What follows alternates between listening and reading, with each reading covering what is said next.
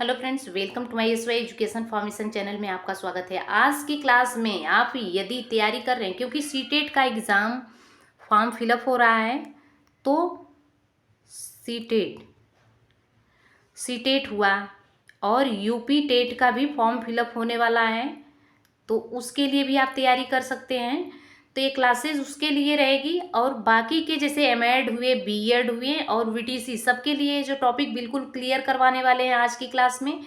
तो आप चाहो तो इसकी, चाहे तो आप नेट के लिए भी टॉपिक है, पीएचडी के लिए भी टॉपिक है, ये सभी स्टूडेंट के लिए टॉपिक क्लियर होने वाली है। क्योंकि जो साइकोलॉजी होती है, हमारी मनोविज्ञान होता है, मनोविज्ञान की जो टॉपिक है इसकी क्लासेस में मैं बिल्कुल क्लियर करने वाली हूँ। क्योंकि सीटेट में इससे 3-4 क्वेश्चन जरूर पूछे जाते हैं, और यूपी टेट में भी इससे क्वेश्चन, तो यूपी टेट में भी बिल्कुल सटीक क्वेश्चन पूछे जाते हैं, जो कि इस क्लास को यदि आप देख लेते हो तो इसमें आपकी 2-3 क्वेश्चन तो बिल्कुल सटीक मार लेंगे। लेकिन जो थ्योरीज टाइप आपको बीएड हुआ या बीटीसी हुआ या तो एमएड कर रहे हैं, तो उसके लिए उन स्टूडेंट विद्यार्थियों के लिए है, आप बहुत सटीक तरीके से, आपको थ्योरी भी मिल जाएगी इस क्लास में। फुल लॉन्ग वीडियो मिलने वाली है, लगातार कंसिस्टेंटी बना करके आप बने रहिए। तो यहाँ पे देखेंगे कोहल वर्ग का जो नैतिक सिद्धांत, ठीक है, कोहल वर्ग का नैतिक विकास के सिद्धांत। एक बालक के जो डेवलपमेंट होता है, जो विकास होता है, ये विकास यहाँ पर विकास की प्रक्रिया क्या है, किस तरह से है, सब कुछ हम क्लियर करने वाले हैं। लॉरेंस कोहल वर्ग कहिए या कोल वर्ग कहिए, दो तरह से इनको जानते हैं। जो यहाँ पे ये नैतिक विकास के 3 स्तर इन्होंने बताए। क्या बताएं? इसके नैतिक विकास यानी मोरल डेवलपमेंट के 3 लेवल है, और इसकी अवस्था कितनी है? 6 है। ठीक, जिसमें बच्चे बहुत ज़्यादा कन्फ्यूजन होते हैं, सारे कन्फ्यूजन को हम यहाँ पर दूर करने वाले हैं। बड़ी ही आसानी से पहचाना जा सकता है। 3 स्तर में, प्रत्येक स्तर पे 2-2 अवस्थाएं हैं। नैतिक जो है दुविधाएं सुलझाने में अपने पूर्व चरण से अधिक परिपूर्ण कोहल वर्ग ने जो नैतिक विकास के सिद्धांत को अवस्था का सिद्धांत भी कहा है। अब इसमें देखेंगे कि प्याजे की इस तरह के कोहल वर्ग ने भी पाया कि नैतिक विकास के कुछ चरण स्टेप्स में होते हैं।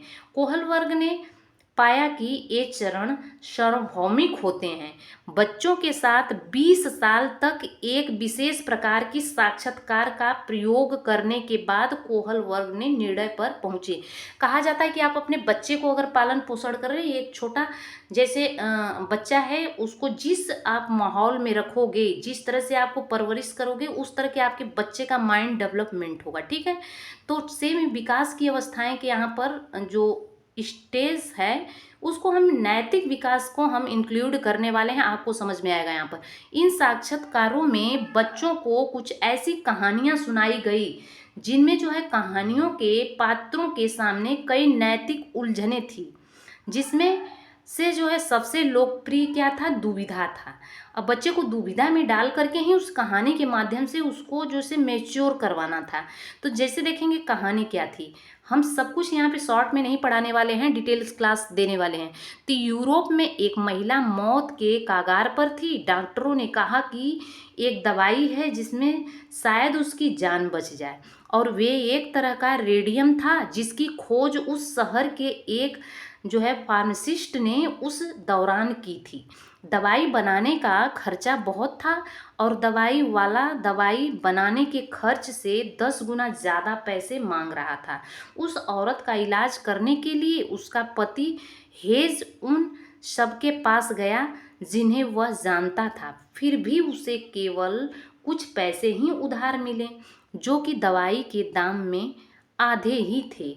उसने दवाई वाले से कहा कि उसकी पत्नी मरने वाली है, और वे उस दवाई को रास्ते में दे दे, और वहाँ पर अब किसी तरह से वह कुछ मतलब कस्टमाइज़ कर ले वहाँ पे कम पैसे में, और वह जो है उसके बाकी पैसे बाद में दे देगा। फिर भी दवाई वाले ने मना कर दिया। दवाई वाले ने कहा कि मैंने यह जो है दवाई खोजी है, और मैं इसे बेचकर पैसा कमाऊंगा। तब हाई नज़ में जो है मजबूर होकर के उसकी दुकान तोड़कर वे दवाई अपनी पत्नी के लिए चुरा ली। यानी हर मतलब स्टेप को फॉलो किया। पहले उन्होंने दवा अपने औरत को बचाने के लिए क्या किया, मतलब पैसे लोगों से, अपने करीबियों से मांगा, वो पैसे कलेक्ट किया, पैसे कम पड़ गए। फिर जा कर के जो दवाई बनाने वाला था, बेचने वाला था, उससे रिक्वेस्ट किया कि भाई हमें तुम जो है इतने पैसे में दवा मतलब दे दो, हम अपनी वाइफ की जान बचा लें, बाकी फिर इसके बाद आपकी पैसा चुका देंगे। जब वो नहीं तैयार होता है तो वो हद पार करता है, तो उसने चोरी कर डाली। अब बच्चे पे इसका कनेक्शन कैसा होता है वो चीज़ हम बताने वाले हैं, ठीक है। उसने बाद में क्या किया कि मजबूरी उसकी थी कि अपनी वाइफ को बचाना भी था, पत्नी को, तो उसकी दुकान को तोड़ करके दवाई को बाहर चुरा लिया, ले लिया। अब क्या करता है, यह कहानी उस जो है 11 कहानियों में से एक है जो कि कोहल वर्ग नैतिक विकास को जानने के लिए इस्तेमाल की थी। बहुत सी कहानी खोजने के बाद जल्दी किसी बुक में नहीं मिलेगी, और यह कहानी पढ़ने के बाद जिन बच्चों से साक्षात्कार लिया गया, इंटरव्यू लिया गया, नैतिक दुविधा पर बनाए गए कुछ प्रश्नों के उत्तर देने होते हैं। क्या हैज़ को वे दवाई चुरा लेनी चाहिए थी? यस, चुरा लेनी चाहिए थी, क्योंकि उसे किसी की जान बचानी थी। फिर इसके बाद, क्या चोरी करना सही है या गलत है? चोरी करना यानी गलत भी है और सही भी है। अब किसी की जान बचाने के लिए कहा जाता है कि अगर आपको झूठ नहीं बोलना चाहिए, लेकिन एक समय ऐसा आता है अगर किसी की जान खतरे में है, वहाँ पे आप झूठ बोलोगे तो भी आपको उसका गलत परिणाम नहीं मिलेगा। अब यहाँ पे क्वेश्चन अगला बन रहा है कि क्या यह एक पति का कर्तव्य है कि वे अपनी पत्नी के लिए दवाई चोरी करके लाए? और अगला नेक्स्ट क्वेश्चन उसी कहानी पर बना कि क्या दवाई बनाने वाले को हक है कि वे दवाई जो है इसे इतने पैसे में मांगे? और अगला क्वेश्चन है कि क्या ऐसा कोई कानून नहीं है जिसे दवाई की कीमत पर अंकुश लगाया जा सके, और क्यों और कैसे नहीं? तो ये क्वेश्चन रहा। लगातार बने रहिए इस तरह से। स्टोरी में क्या आपको सीख मिली उसको कमेंट के माध्यम से आपको बताना है, जो मेरी क्लास देख रहा है, ठीक है। कोहल वर्ग के द्वारा दी गई अवस्थाएं। अब हम तो आपको कहानी के आधार पे आपको समझाने की कोशिश की कि बच्चे की माइंड किस तरह से घुमा के डेवलप करने की कोशिश करना चाहिए। साक्षात्कार द्वारा दिए गए उत्तरों के आधार पे कोहल वर्ग ने नैतिक चिंतन की 3 अवस्थाएं बताई, पुनः 2-2 चरणों में विभाजित कर दिया, ठीक है। तो इसका मतलब 3 और उसकी अवस्थाएं हो गई 2-2, तो 6 हो गई। चलिए पहले हम अवस्था पे आते हैं, स्तर पे रूढ़ि पूर्व अवस्था में चिंतन। रूढ़ि अवस्था में बच्चा किस तरह का चिंतन करता है, यह नैतिक चिंतन है दोस्तों। पहले देखेंगे, पहला हमारा है, हमने कहा कि 3 स्तर होंगे, रूढ़ि पूर्व अवस्था चिंतन। अगला है रूढ़िगत चिंतन, 10 साल से 13 साल का बच्चा इसमें चिंतन कर सकता है, ठीक है। और इसमें जो है हमने बताया कि रूढ़ि पूर्व अवस्था में चिंतन तो 0 से लेकर के इसमें बच्चा 10 साल का रहता है जो इस टाइप का चिंतन करता है, ठीक है। अब अगला क्या है, तीसरी अवस्था रूढ़ि से ऊपर उठकर नैतिक चिंतन। तो चलिए इंक्लूड करते हैं हर स्टेप को। तो यहाँ पे इसके अंदर की इस नैतिक चिंतन का रूढ़ि पूर्व अवस्था में बच्चा बालक कैसे चिंतन करता है।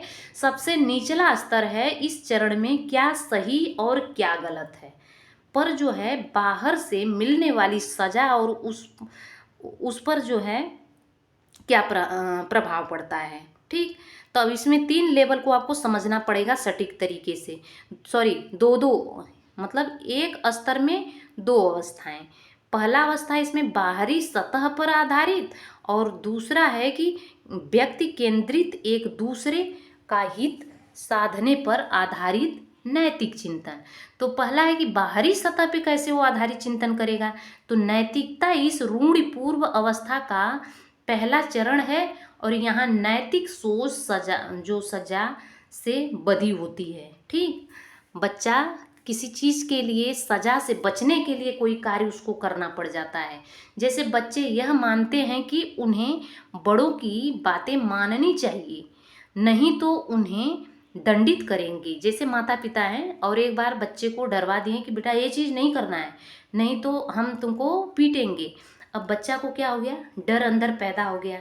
अब उस दंड से बचने के लिए पिताजी कह रहे हैं कि तुम्हें ये करना पड़ेगा, बच्चा डर के मारे उस काम को कर लेगा, ठीक है। किस लिए कर रहा है वो, मतलब दंड से बचने के लिए, नहीं तो हम ये चीज़ नहीं करेंगे तो हमारे पिताजी क्या करेंगे, दंडित करेंगे। तो ये बाहरी सतह का जैसे एक तरह से चिंतन करेगा और व्यक्ति केंद्रित होकर के एक दूसरे के हित साधने पर आधारित नैतिक चिंतन क्या करेगा, तो यह रूढ़ पूर्व अवस्था है। ठीक है, यह रूढ़ पूर्व अवस्था का दूसरा चरण है। बच्चा सोचता है कि अपने हितों के अनुसार कार्य करने में कुछ गलत नहीं है। ठीक, हित के लिए कुछ भी कर दो और हम साथ में दूसरों को भी उसके हितों के अनुरूप काम कराने का मौका देना चाहिए हमें। और इस स्तर की नैतिक सोच यह कहती है कि वही बात सही है जिसमें जो है बराबरी का लेने देने हो रहा हो। अगर हम दूसरे की कोई इच्छा पूरी कर देते हैं तो वो हमारी इच्छा पूरा कर देगा। तो यहाँ पे क्या है, एक दूसरे के बारे में चिंतन करना। ठीक है, एक दूसरे की हित की बात यहाँ पे आ जा रही है। तो आई होप कि आपको दोनों चरण समझ में आए होंगे। अब आ जाए दूसरे स्टेप अवस्था में। रूढ़िगत चिंतन 10 साल से 13 साल का बच्चा होता है, उसके अंदर क्या भावनाएं पनपती हैं। यह कोहल वर्ग के नैतिक विकास के सिद्धांतों की दूसरी अवस्था है। इस अवस्था में लोग एक पूर्व आधारित सोच से चीज़ों को देखते हैं। जैसे देखा गया है कि अक्सर बच्चों का जो है व्यवहार उनके माँ बाप या किसी बड़े व्यक्ति द्वारा बनाए गए नियमों पर आधारित होता है। क्या कोहल वर्ग का कहना क्या है कि इस अवस्था में लोग पूर्व आधारित सोच में चीज़ों को देखते हैं। जैसे देखा गया है कि अक्सर बच्चे का व्यवहार उनके माँ बाप के किसी बड़े द्वारा बनाए गए नियमों पर है। यानी बच्चा जिस परिवेश में रहेगा उसी परिवेश में ढलता है। इसीलिए कहा जाता है कि अपने बच्चों को ऐसा संस्कार दीजिए, आगे चल करके उस संस्कार में ढल करके वो प्रोग्रेस करेगा। तो चरण की बात करें तो इसमें तीसरा चरण आ जाएगा कि अच्छे आपसी व्यवहार व संबंधों पर आधारित नैतिक चिंतन। ठीक है, यह कोहल वर्ग के नैतिक विकास के सिद्धांतों की तीसरी अवस्था है।